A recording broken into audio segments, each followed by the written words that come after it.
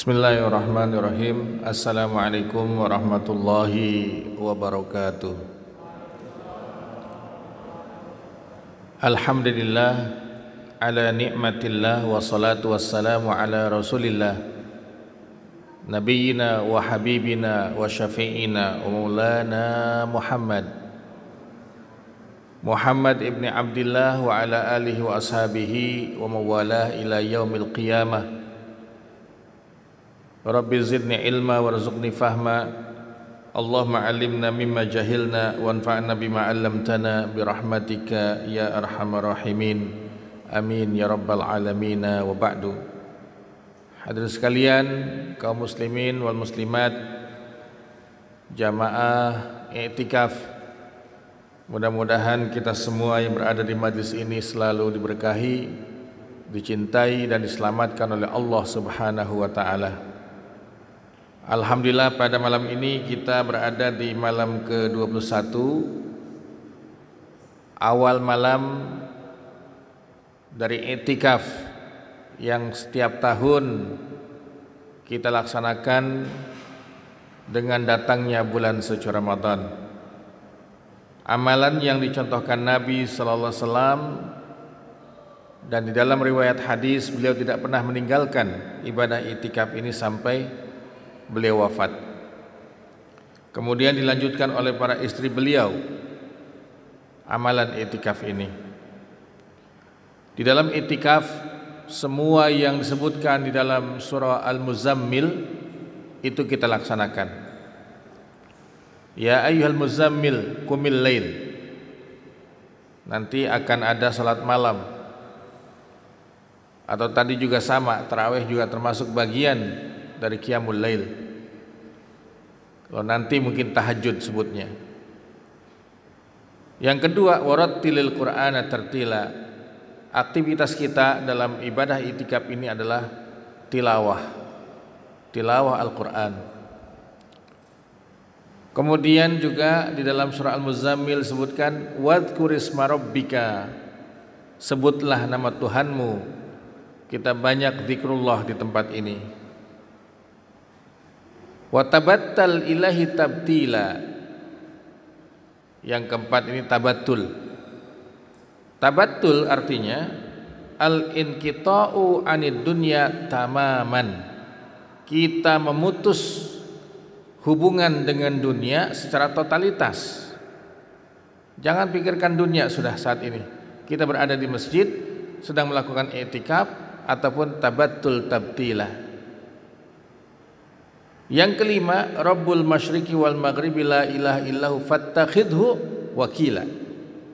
Yang kelima adalah kita tawakal pada Allah Subhanahu wa taala. Apalagi situasi saat ini kita masih pandemi, kemudian juga enggak boleh mudik, Pak.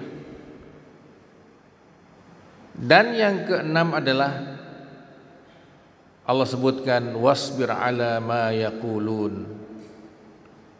Dan bersabarlah wahai Muhammad terhadap apa yang dikatakan oleh kaum musyrikin terkait ejekan terhadap dinul Islam. Tema kita pada kajian i'tikaf malam ini yaitu urgensi tazkiyatun nafsi, pentingnya kesucian jiwa. Mengutip sebuah hadis, Rasulullah SAW bersabda, kullu mauludin yuladu alal fitrah fa abawahu yuhawidanihi au yunassiranihi au yumajjisanihi. Setiap anak yang dilahirkan ke dunia ini dalam keadaan suci, maka hal itu kembali kepada kedua orang tuanya, menjadikan anak itu beragama Yahudi atau agama Nasrani atau agama Majusi. Alhamdulillah kita Allah takdirkan sebagai muslim. Makanya kita setiap baca Fatihah memohon pada Allah, ihdinas siratal mustaqim. Minta apa? Minta hidayah. Ustadz, bukankah hidayah sudah ada pada kita? Betul, sudah ada. Tapi itu hidayatun ammah, hidayah yang sifatnya umum. Adapun hidayah khusus adalah hidayah yang didapat dengan tafaqquh fiddin, memahami agama. Sehingga dengan mengaji ilmu agama kita mendapatkan hidayatun khassah, Maka yang diminta dalam Al-Fatihah adalah hidayah khusus, ihdinas siratal mustaqim. Jamaah yang dirahmati Allah Subhanahu wa taala, terkait landasan tazkiyatun nafs ini ada di surah Asy-Syams ayat 7 sampai ayat 10. Bahkan saking pentingnya tazkiyatun nafsi, pensucian jiwa, itu Allah Subhanahu wa taala bersumpah sampai 7 makhluk yang dijadikan alat untuk bersumpah.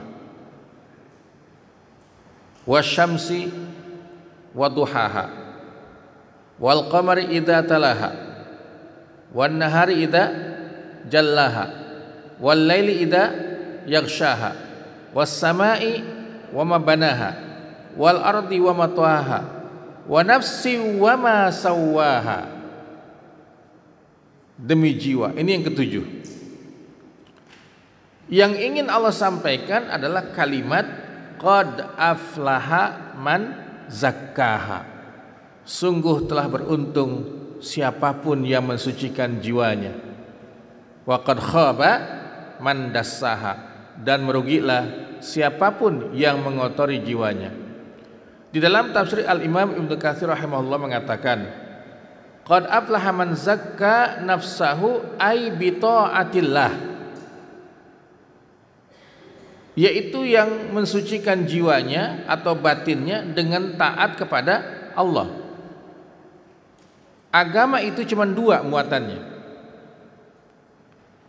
Al-awamiru, perintah. Yang kedua adalah an-nawahi, larangan. Kenapa kita itikaf? Karena perintah Nabi, perintah Allah Subhanahu wa taala. Kenapa kita sholat? Karena perintah Allah. Jadi agama ini muatannya cuma perintah dan larangan. Kemudian dijelaskan oleh ulama fikih, ada yang hukumnya wajib, ada yang hukumnya sunnah. Ya, ini masalah perintah. Larangan ada yang haram, ada yang makruh. Di tengah-tengah itu namanya mubah. Jadi ini masuk dalam hukum fikih, ya. Al-hukmut taklifi.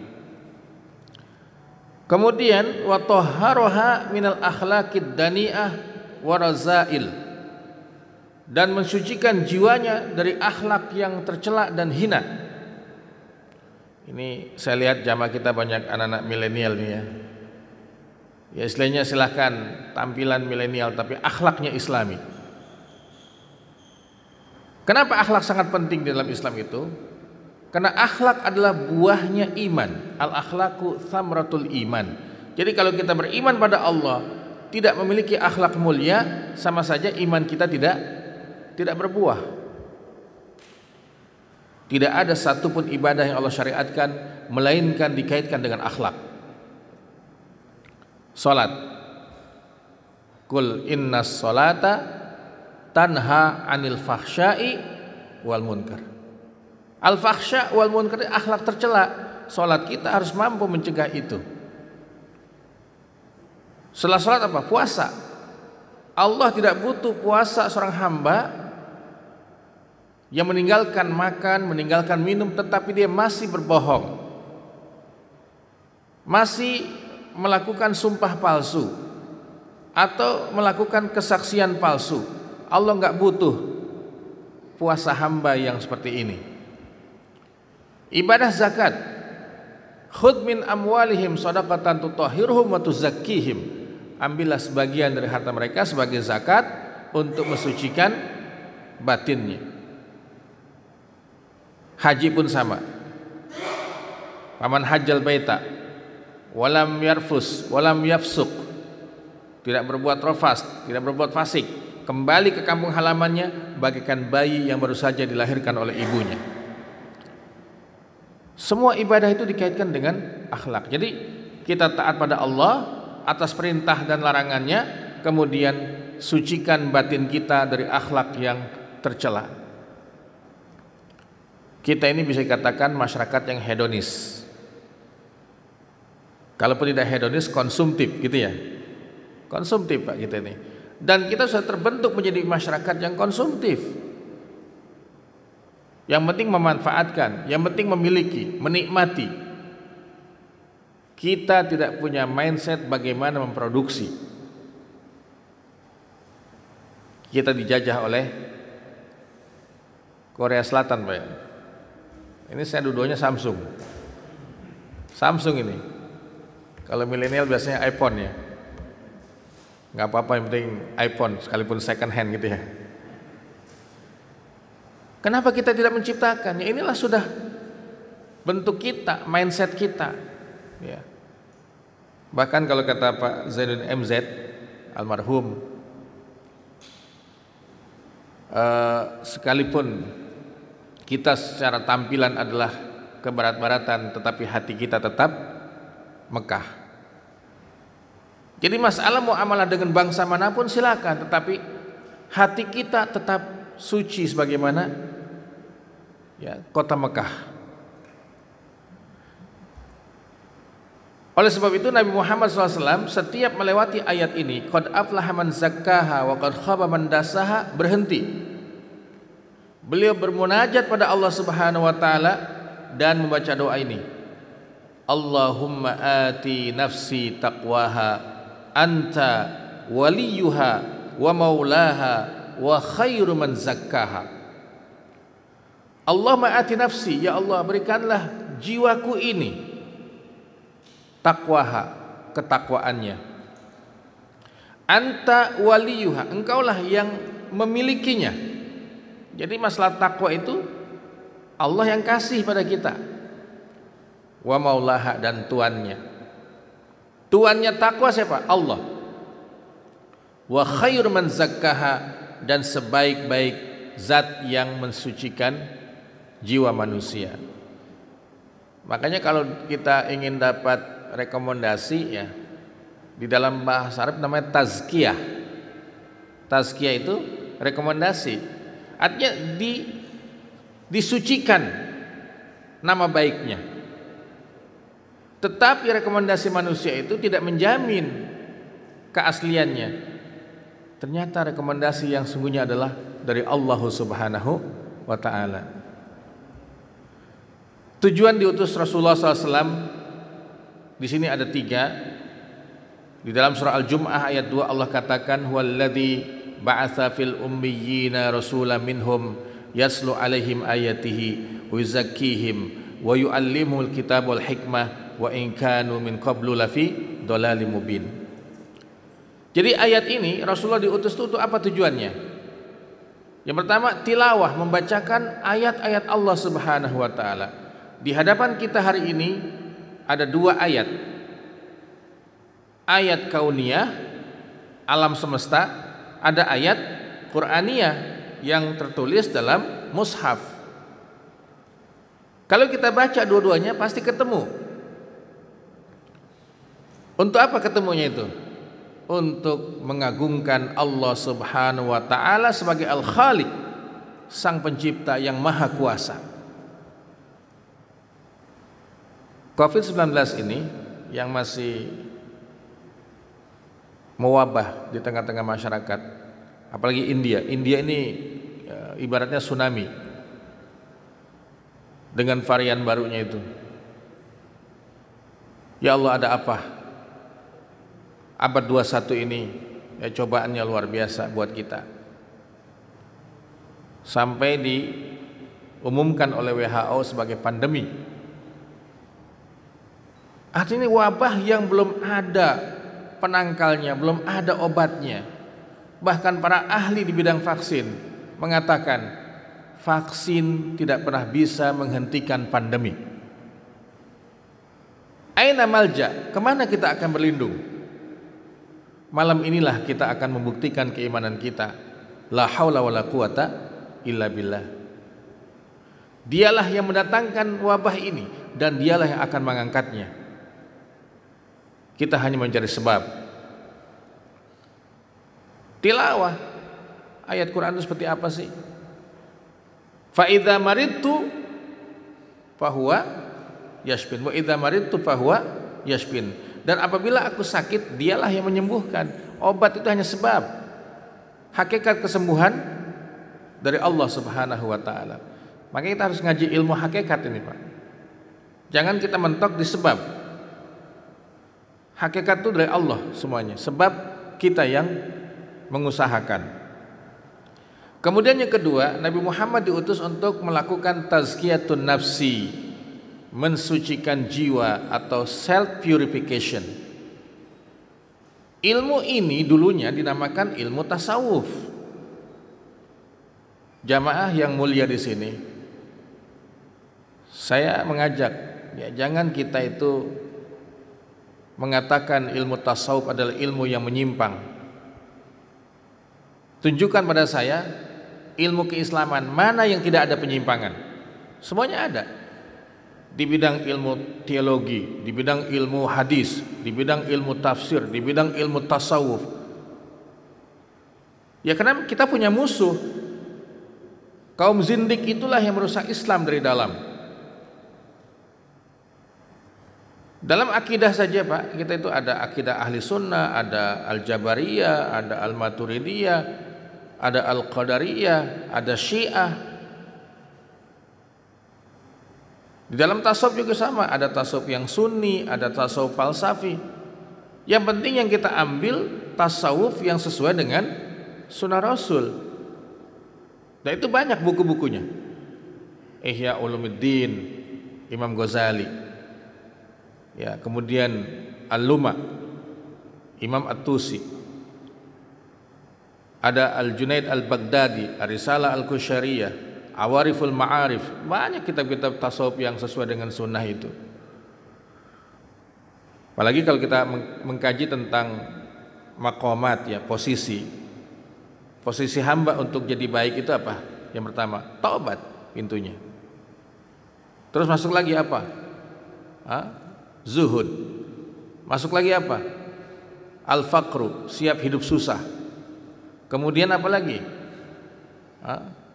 Yaitu disebut dengan maqam az-zuhud. Ya, al-faqru wa zuhdu wa tawakkul. Tawakal pada Allah Subhanahu wa taala. Sampai dalam ilmu tasawuf itu tawakal ada tingkatan-tingkatannya. Ada tawakal orang yang itu sangat sedikit punya sifat tawakalnya. Dicontohkan, bagaikan kita ini Pak punya kebutuhannya, kendaraan kita habis pajaknya, kita sibuk, kita butuh siapa saat itu? Biro jasa. Dikasihlah itu STNK-nya, dikasih uangnya, selesai, dikembalikan. Tawakal itu bergantung kepada pihak lain, itu tawakal. Yang kedua, tawakal seorang bayi kepada ibunya, karena dia butuh ASI. Setiap lapar nangis, diam setelah itu. Nanti lapar nangis lagi, lebih intensif kalau ini, lebih banyak. Dan puncak tawakal itu adalah bagaikan orang yang mati terhadap yang hidup. Dia pasrahkan sepenuhnya, mau diapain, mau digotong, mau dimandikan, dia diam aja itu. Itu tawakal kita sungguhnya dalam kondisi senang, lapang dan susah harus tawakal pada Allah Subhanahu wa taala. Ini sangat penting ya. Makanya dalam kajian-kajian di masjid tidak lagi tertulis tema itu tasawuf, tidak.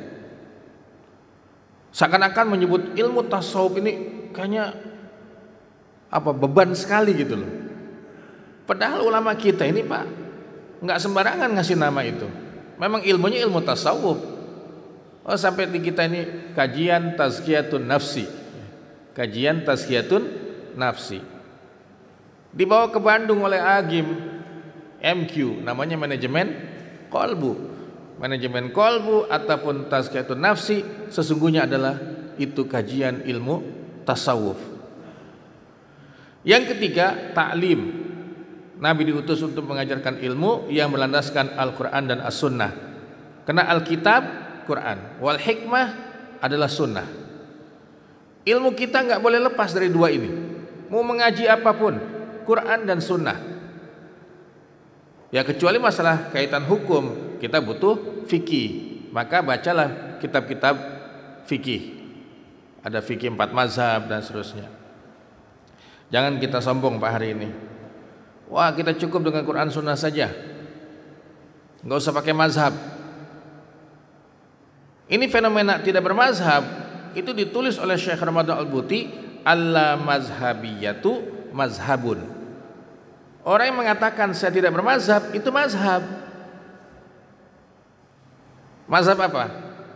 Mazhab yang tidak bermazhab. Yang sudah ada 4 ditambah kelompok yang tidak bermazhab, akhirnya jadi 5 ya. Maka siapapun yang mengklaim saya tidak bermazhab, itu sudah menjadi mazhab. Ikuti aja lah Pak kitab-kitab fikih itu. Kita ngaji tentang fikih puasa, fikih itikaf. Ya kalau nggak fikihnya Imam Syafi'i, fikihnya Imam Malik, fikihnya Imam Abu Hanifah, fikihnya Imam Ahmad. Bicara soal sholat tarawih 11 dan 23, saya meyakinkan ya diri saya dalam apa yang saya tahu. Kalau dibandingkan yang 11 rakaat dengan yang 23 di masyarakat muslim, itu kebanyakan 23. Abu Hanifah pengikutnya yang berada di wilayah Asia Tengah, India, Pakistan dan Asia Selatan, itu 23 salat tarawihnya. Kita ke Mekah, Masjidil Haram, berapa Pak? 23. Di Masjid Nabawi 23. Imam Syafi'i 23 ya. Cuman kalau disuruh milih ya milih 11 ya. Karena itu yang paling nyaman ya. Paling nyaman 11 rakaat. Tapi 23 itu yang umum dalam pendapat mazhab ya. Jadi yang 11 silahkan, yang 23 juga silahkan. Yang salah yang tidak sholat tarawih gitu ya. Taklim kita itu Quran dan Sunnah sebagai landasan. Cuman kan ketika ayat ini kaitan dengan akidah, diambillah oleh ulama tauhid. Ketika ayat ini temanya tentang akhlak, diambillah oleh ulama tasawuf. Ketika ayat ini temanya tentang hukum fikih, diambil oleh ulama fikih sebagai disiplin ilmu. Taufik ilahi ini yang paling penting. Salah satu munajat Rasulullah SAW setiap habis sholat malamnya, yaitu doa ini. Wahai Tuhanku, janganlah engkau sandarkan aku kepada diriku walaupun sekejap mata. Allahumma la tukilni ila nafsi tarfata ainin. Allahumma la tukilni ila nafsi tarfata ainin. Ini ada dalam kitab Kanzul Ummal, doa ini. Kenapa Nabi baca doa ini? Sebab beliau ingat ada seorang ulama di zaman Bani Israel namanya Bal'am bin Ba'ura, dikasih ilmu laduni oleh Allah Subhanahu wa taala, orang hebat waktu itu, tetapi tergoda dengan dunia, dengan kekuasaan, ditinggalkan oleh Allah Subhanahu wa taala, dan konon ceritanya dalam riwayat hadis itu Bal'am ini masuk neraka, Pak. Bal'am ini, kata Nabi, Bal'am ini orang hebat, Allah kasih segalanya, ilmu laduni, karomah, tapi dia tersesat. Makanya seorang hamba bila itu, kalau bahasa anak mudanya itu, dicuekin sama Allah, seukuran mata kita itu berkedip, itu celaka. Gimana yang dicuekin oleh Allah itu seminggu, sebulan, bahkan bertahun-tahun. Nauzubillah min dzalik. Maka jangan sampai kita menjadi hamba yang ditinggalkan oleh Allah Subhanahu wa taala. Kadang kita bertanya, Ustaz, itu kok ada orang ahli maksiat tapi kaya, dimudahkan usahanya oleh Allah Subhanahu wa taala. Ingat sifat Rahman, pengasih. Allah kasih siapa saja, yang taat, yang maksiat dikasih. Cuman kalau yang taat ini menjadi ya harta yang menjadi pembela beliau, menjadi syafaat, ya menjadi syafaat, tapi ini adalah istidraj. Bahaya kalau kita dikasih istidraj. Tuh, ayo silahkan nikmati, dimudahkan, semakin lupa. Nanti tidak ada alasan di hadapan Allah Subhanahu wa taala untuk mendapatkan siksanya. Ini kisah Bal'am yang selalu Nabi ingat sampai menangis doa Rasulullah itu, Allahumma la tukilni ila nafsi tarfata ainin. Kunci sukses di dunia dan akhirat ini apa? Taufik dari Allah. Allah berikan taufiknya. Kehendak Allah dengan kemauan kita ketemu, itulah taufik. Yang kedua, kita sukses dunia dan akhirat dengan nasihat yang muncul dari dalam diri kita. Itulah namanya tarbiyah zatiyah. Tarbiyah zatiyah, sebuah pembinaan yang datang dari diri kita. Makanya anak-anak remaja ini sehebat apapun ya, kita minta nasihat banyak sama siapapun kawan-kawan kita, penentunya adalah kita. Motivasi datang dari dalam, bukan dari orang lain ya. Kemudian yang ketiga, ada orang yang selalu menasehatinya. Tawassaw bil haqqi wa tawassaw bis sabri, ini sangat penting. 4 hal yang menyebabkan kita jauh dari Allah, taufik Allah Subhanahu wa taala. Yang pertama, melakukan hal-hal yang haram dan syubhat. Dunia syubhat hari ini begitu banyak di hadapan kita, dunia usaha kita, apalagi orang Islam yang tidak begitu menjaga sifat kehati-hatian atau al-wara'. Ustaz, hari ini mah jangankan yang halal ya, yang haram aja susah dapetinnya. Kita nggak punya imunitas secara keimanan ya. Kehalalan ini harga mati bagi kita sebagai muslim. Al halalu bayyinun wal haramu bayyinun wa bainahuma umurun mustabihat. Yang syubhat itu gimana sikap kita? Kata Nabi, jauhi. Sebab ketika jatuh pada yang syubhat, lama kelamaan kita menyentuh hal yang diharamkan. Yang kedua, mencintai dunia secara berlebihan. Dunia itu Pak, dikasih berapapun oleh Allah, tergantung hati kita menyikapinya. Ada 2 penjelasan Nabi ya tentang dunia. Bila manusia dikasih gunung Uhud dari emas 1, dia akan mengharapkan yang kedua. Dikasih 2 gunung Uhud dari emas, dia mengharapkan yang ketiga. Itu terkait dunia. Di sisi lain, dunia itu bagaikan engkau jongkok di tepi pantai, celupkan telunjukmu, angkat, meneteslah itu dari air laut itu setetes. Itulah nikmat dunia yang Allah bagi-bagikan kepada makhluknya. Jadi semua makhluk itu di mata Allah dengan dunia yang dimiliki hanya setetes. Sahabat bertanya, Rasulullah, sisanya yang seluas lautan itu di mana? Untuk siapa? Kata Nabi, itu adalah nikmat yang Allah siapkan untuk ahli surga. Mau pilih yang mana? Setetes kita berebutan, itu udah dibagi-bagi tuh sama orang yang paling kaya di dunia ini. Ya kalau kita searching di Google itu ada 10 orang terkaya di dunia. Tapi ketika melihat ini di mata Allah, cuma setetes. Cuma setetes. Jadi dunia silahkan miliki, jangan berlebihan. Kita dikasih kemudahan, mungkin nanti anak-anak muda ini kedepannya jadi orang sukses ya. Dia mampu memiliki apa saja, bahkan beli kendaraan sampai 10 pun dia mampu. Tapi untuk apa kita beli sampai punya 10 mobil? Bukankah berlebihan memiliki yang mubah itu jadi haram? Makan kebanyakan sampai kekenyangan, apa hukumnya? Minum sampai kembung, apa hukumnya?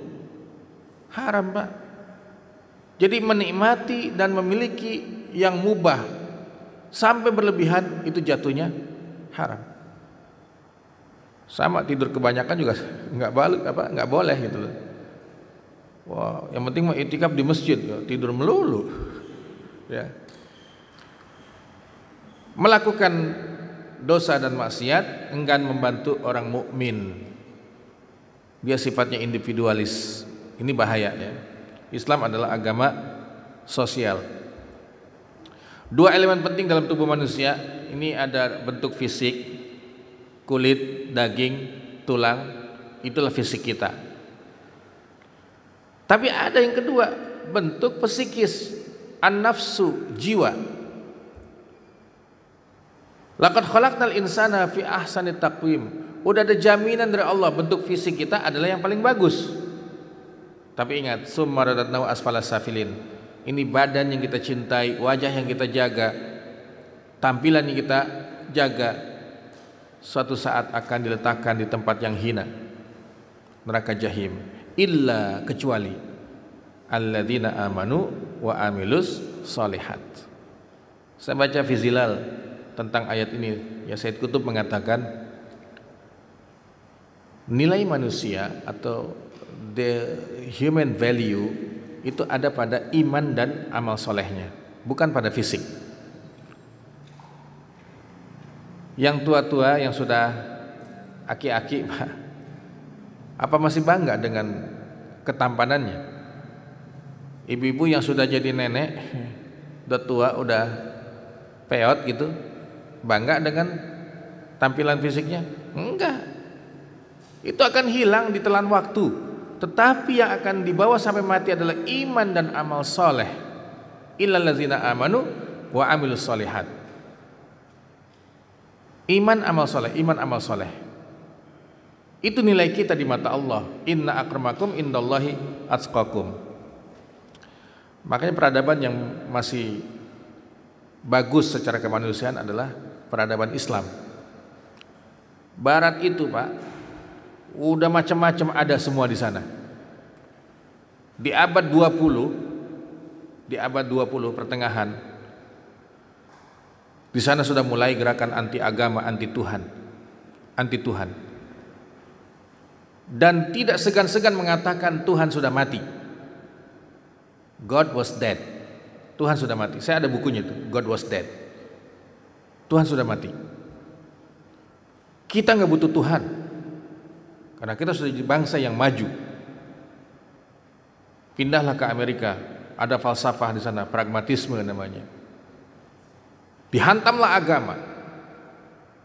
Hari ini orang yang masih meyakini agama bagaikan orang buta yang sedang mencari seekor kucing yang hitam di malam yang gelap gulita, di ruangan yang gelap. Jadi kita ini dianggap orang yang sedang mencari seekor kucing hitam di ruangan yang gelap gulita di waktu malam. Agama itu ilusi. Akhirat itu nggak ada. Lihat, Pak, gelisah hidupnya, nggak ada ketenangan. Ketenangan hanya ada dalam Islam. Ala bidzikrillahi tatmainnu al-qulub. Ingat, hanya dengan zikrullah hati kita bisa tenang. Dale Carnegie bukunya banyak sekali itu. Dia ahli ilmu psikologi di Amerika. Banyak konsultasi ke dia. Akhirnya memunculkan sebuah konsep gini. Kalau Anda ingin bahagia, ingin hidup nyaman, lupakan masa lalu dan jangan pikirkan masa depan. Lihat, Pak. Nikmati apa yang engkau hadapi saat ini. Kalau lagi itikaf dikasih sama DKM cuman air minum, nikmati itu air minum. Kalau dikasih nanti ada snack, nikmati itu snack. Jangan mikirin masa depan, gimana nanti snacknya, gimana nanti minum. Nikmati apa yang ada. Dia lupa bahwa batin ini, jiwa ini butuh koneksi dengan ruhnya Allah Subhanahu wa ta'ala. Ala bidzikrillahi tatmainnu al-qulub. Makanya Syekh Al-Ghazali, bukan Syekh Ghazali yang dulu, tapi Syekh Muhammad Al-Ghazali, ulama hebat. Dia nulis buku Jaddid Hayataka, Jaddid Hayatak, untuk mengcounter bukunya Dale Carnegie ini, How to Stop Worrying and Start Living. Ternyata harus dikoneksikan dengan Allah Sang Pencipta. Di sini konsepnya apa? Tahliyah dan tahliyah. Takhalli ini pakai kha, tahliyah pakai ha. Beda maknanya. Takhalli mengosongkan akhlak tercela, kemudian menghiasi dengan akhlak yang terpuji. Makanya untuk akhlak itu kajiannya mudah sekali, ya, konsepnya itu. Ini ayat ini di surah Shad ayat 7172. Lihat di sini. Aku ciptakan manusia dari tanah. Jadi fisik kita ini dari tanah. Ketika sudah jadi fisik, wa nafakhtu fihi min ruhi. Jiwa kita dihubungkan dengan ruhnya Allah Subhanahu wa ta'ala. Muliaan mana? Pak, ruhnya Allah dengan tanah. Ruhnya Allah. Oh, tanah kan diinjak-injak kita ini. Oleh sebab itu, di sini lihat kondisi manusia ya terkait jiwanya. Apabila melakukan perbuatan dosa, kata Nabi, ada titik hitam di dalam hatinya. Dosa lagi kasih titik hitam, dosa lagi dikasih titik hitam. Kalau nggak tobat hitam semua, maka dosa itu sudah tidak sensitif lagi. Itulah kata Imam Ghazali, matinya hati. Yang paling berbahaya adalah matinya hati seorang mukmin.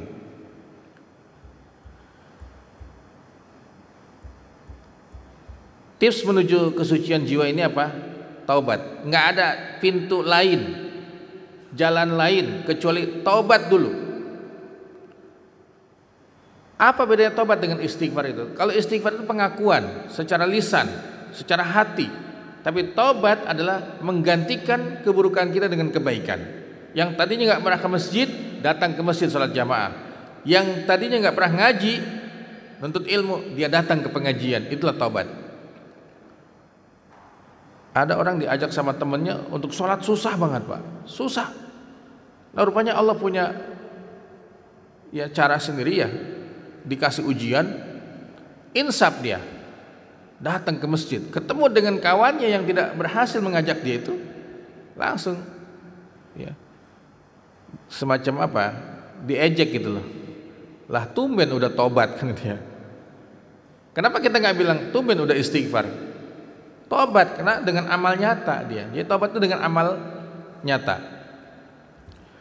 Yang kedua, kita harus tanamkan muraqabatullah. Bangsa ini bangsa yang penuh masalah.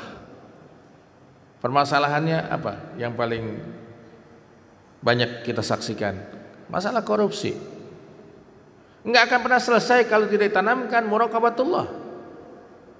Pengawasan Allah. Allah bersama kita kapanpun dan dimanapun. Jadi God consciousness, pengawasan Tuhan ini harus kita tanamkan. Jangan, awas hati-hati ada CCTV. Lebih takut pada CCTV daripada Allah Subhanahu wa taala. God consciousness, ittaqullaha. Kemudian muhasabah, evaluasi. Muhasabah itu yang kita sebut adalah kekurangan kita, jangan kelebihan. Ya. Mentang-mentang udah itikaf 10 hari penuh Pak, wah, kayaknya pahala saya udah kebanyakan ini. Pahala saya udah kebanyakan. Muhasabah itu, ya Allah, kebaikanku belum ada apa-apanya. Jangan-jangan buat nebus dosa mata nggak cukup. Belum lagi dosa mulut, belum lagi dosa telinga, belum lagi dosa tangan, belum lagi dosa kaki. Ya Allah, kayaknya belum cukup. Ya Allah, ampuni semua segala kesalahanku. Itu muhasabah. Utsman bin Affan dan sahabat Nabi yang dijanjikan otomatis masuk surga ada berapa? Ada 10. Salah satunya Utsman radhiyallahu anhu itu menggali lubang di samping rumahnya seukuran badannya. Semalaman tinggal di situ. Dan dia mengatakan, ya nafsi madza qaddamt liliqa'i rabbik. Wahai jiwaku, apa yang kau persiapkan untuk ketemu dengan Tuhanmu? Utsman yang sudah dijanjikan pasti masuk surga Pak. Tapi masih mu'atabah, muhasabah. Makanya keimanan dan kualitas takwa itu tidak ada tandingannya di kalangan para sahabat itu. Ada sahabat yang ke Masjid Nabawi ketinggalan sholat qobliyah. Datang pada Nabi, ya Rasulullah, ambil sebagian kebunku ini. Kata Nabi, ada apa? Saya datang ke masjid ketinggalan sholat sunnah qobliyah. Ditebus dengan apa? Sebab dia itu terlambat ke masjid karena sedang bercocok tanam di kebun, dikasih kebun sebagian kebunnya. Ini kalau begini kualitas kita hebat Pak. Datang ke masjid ketinggalan sholat jamaah, dilihat apa yang bikin sibuk ya. Nyuci motor Pak, datang ke DKM, Pak DKM ambil nih motor saya. Wah luar biasa itu ya. Itu namanya mu'atabah. Jadi ada mu'atabah, ada muhasabah. Mu'atabah itu boleh kita lakukan. kita ketinggalan qobliyah subuh ya. Ini kan yang paling penting nih, qobliyah subuh.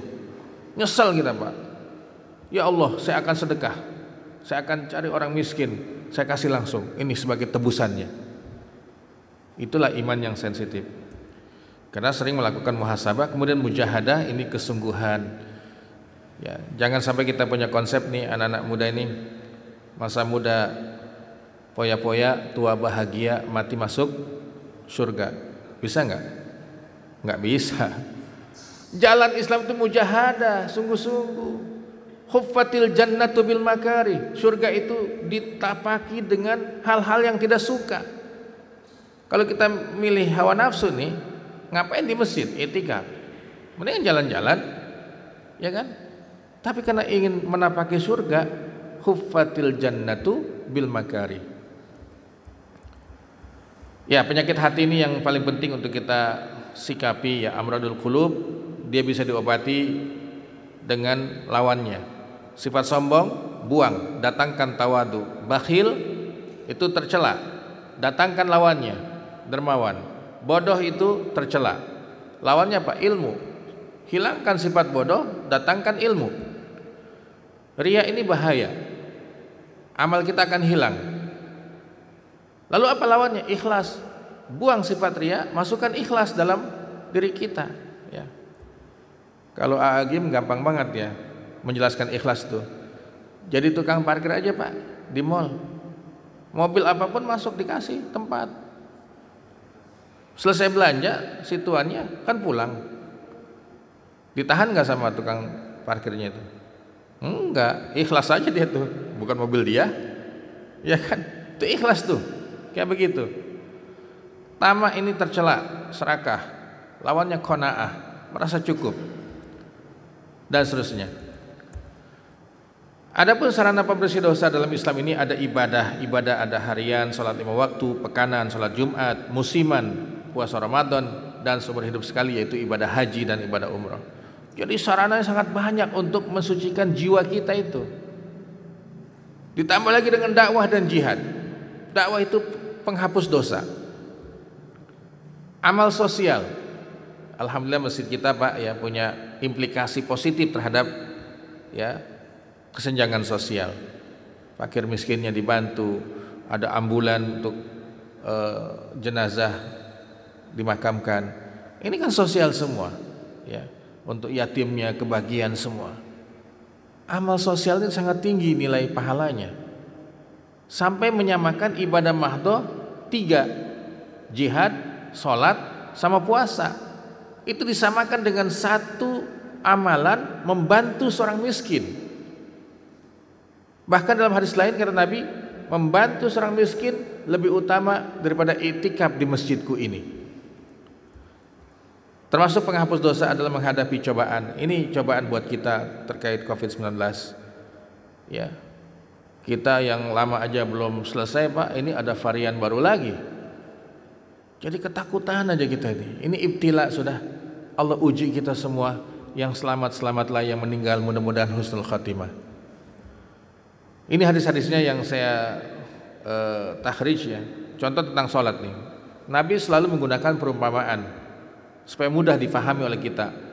Perumpamaan salat 5 waktu bagaikan orang yang tinggal di sebuah rumah.